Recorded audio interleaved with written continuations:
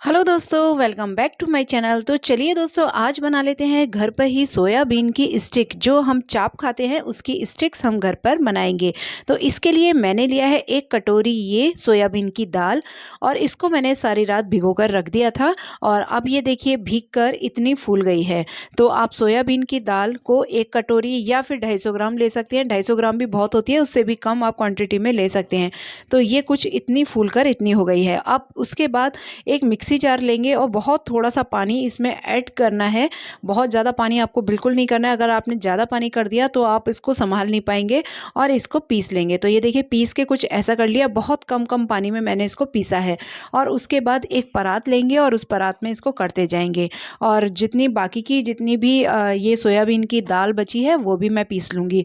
इसको पीसना बस ज़्यादा टिपिकल है। थोड़ा जब ये मिक्सी में जाती है तो थोड़ी मुश्किल से पिसती है, तो ये भी मैं पीस लूँगी। और अब उसके बाद ये हैं सोयाबीन की बड़ियाँ। ये सोयाबीन की बड़ियाँ मैंने सुबह ही भिगोई थी। तो ये देखिए अच्छे से फूल गई हैं। अब इनको भी मैं पीस लूँगी। इसको अच्छे से आप पानी निचोड़ लीजिएगा तभी पीसिएगा, क्योंकि ये तो ईज़िली पिस जाती हैं। और उसके बाद ये देखिए सोयाबीन की बड़ियाँ भी पिस कर आ गई हैं। इसको भी मैं इसी में मिला लूँगी। अब ये दोनों चीज़ें हमारी जब मिक्स हो जाएंगी तो अब ये देखिए, अब आपको मैं दिखाऊंगी कि ये दोनों चीज़ें आपस में, अब आपको सबसे पहले इनको मिक्स कर लेना है, कुछ भी नहीं मिलाना है। और इनको ही अच्छे तरह से आपस में मिक्स कर लीजिए सबसे पहले। और उसके बाद मैं आपको दिखाऊंगी कि आपको क्या प्रोसेस करना है। तो देखिए मार्केट की जो तो होती है ना सोयाबीन की स्टिक्स जो आती हैं, चाप की स्टिक्स, उसमें बहुत ज़्यादा मैदा होता है। लेकिन हम इसमें बहुत कम मैदे से इसको बनाएंगे। मैदा बस इसलिए चाहिए ताकि हम इसको बाइंड कर पाएँ। और घर में आप बना रहे हैं तो आप देखिए सोयाबीन की आपने दाल यूज़ की है, सोयाबीन की बड़ियाँ यूज़ करी हैं, तो इसमें कितना प्रोटीन है। और बस थोड़ा थोड़ा ही मैं मैदा इसमें ऐड करती जाऊँगी जितनी रिक्वायरमेंट है।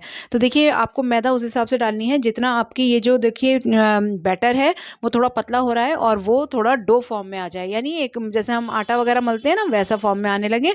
बस तब तक आपको मैदा इसमें मिलाना है। तो मैंने इतने में 1.5 कटोरी मैदा मिलाया है। अब देखिए यहीं अगर आप अपनी दाल जो है वो पतली कर लेते ना तो आपके मैदा बहुत सारा लगता, क्योंकि इसको आप समेटते तभी तो मतलब आप आगे की प्रोसेस कर पाएंगे इसको। तो इसीलिए इसको कम पानी में करिए और थोड़ा थोड़ा ही मैदा ऐड करते हुए इसको एक डोसा बना लीजिए। अब ये देखिए इतनी बड़ी बड़ी सी लोइयाँ इसकी बनाकर तैयार कर लेनी है। जितना भी आपका बैटर बना है उतनी ही आप इसकी लोइयाँ बना लीजिए। अब ये देखिए लगभग मेरी 6 शायद लोइयाँ बन गई थी।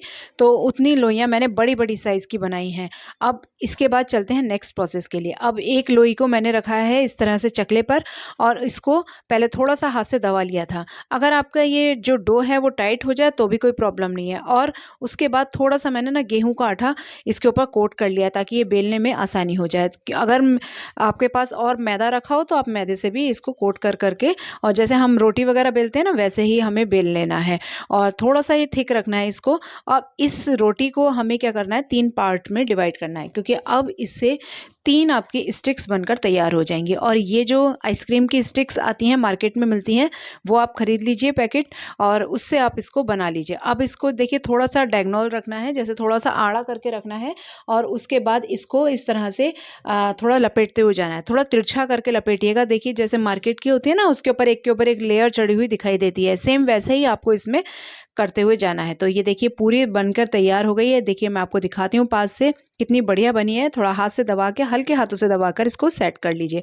तो ये स्टिक एक बनकर तैयार हो गई है। उसी तरह मैं आपको दूसरी स्टिक भी बनाकर दिखाऊंगी कि किस तरह से देखिए करना है।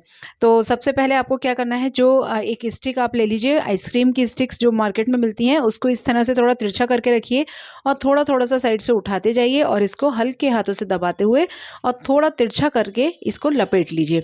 बहुत ही आसानी से बन जाती हैं। और ये स्टिक्स जो है ना, आप 1 महीने रख लीजिए, 2 महीने रख लीजिए, बिल्कुल भी नहीं खराब होंगी। और इसको जब मर्जी हो आप निकालिए और बना लीजिए। बाज़ार की हम ले आते हैं लेकिन उसमें बहुत ज़्यादा क्वांटिटी में मैदा होता है। अगर आपकी ये घर की जो आप बनाएँगे ना तो आपको लगेगा ये तो मार्केट जैसी नहीं दिख रही है, थोड़ी डिफरेंट दिख रही है। इसीलिए डिफरेंट दिखती है क्योंकि मार्केट की जो चीज़ें होती हैं उसमें मैदा बहुत होता है, लेकिन घर में हम बिल्कुल, आपने देखा कि दाल और हमने सोयाबीन की बड़ियाँ ज़्यादा ऐड करी हैं, तो इसलिए थोड़ी डिफरेंट बनेगी ये। और उसके बाद ये देखिए इतनी सारी ये मेरी बनकर तैयार हो चुकी हैं। और उसके बाद अब ये कढ़ाई में मैंने क्या करा है, पानी उबलने उबालने के लिए रख दिया है। थोड़ा-थोड़ा गर्म हो चुका है पानी अच्छा सा, और उसके बाद ये जितनी भी स्टिक आ जाएँगी, ओवरलैप स्टिक्स को बिल्कुल नहीं करना है, और सारी स्टिक्स को जितनी भी आ जाएँ एक बार में, उतनी स्टिक्स को आप रख दीजिए।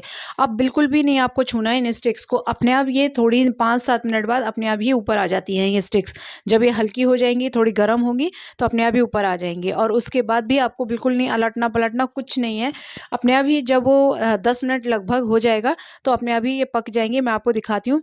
ये केवल आपको दिखाने के लिए मैं इसमें करछली लगा रही हूँ, बिल्कुल इस करछली लगाने की भी ज़रूरत नहीं है। तो ये देखिए खूब ऊपर आ गई हैं, और ये कितना अच्छा बॉयल आ गया है। तो बस 10 मिनट के लिए आपको इसको पकाना है, और अब इसको इसमें हम ट्रांसफ़र कर लेंगे किसी छलनी में। तो एक प्लेट में पहले मैंने नीचे रखी है, एक आपको दिखा देती हूँ, एक स्टैंड सा रखा है, और उसके ऊपर ये मैंने छलनी रख दी है, ताकि इसका जो पानी है ना वो इसमें ही निकल जाए। और इसको सारी जो स्टिक्स हैं उनको छान लीजिए।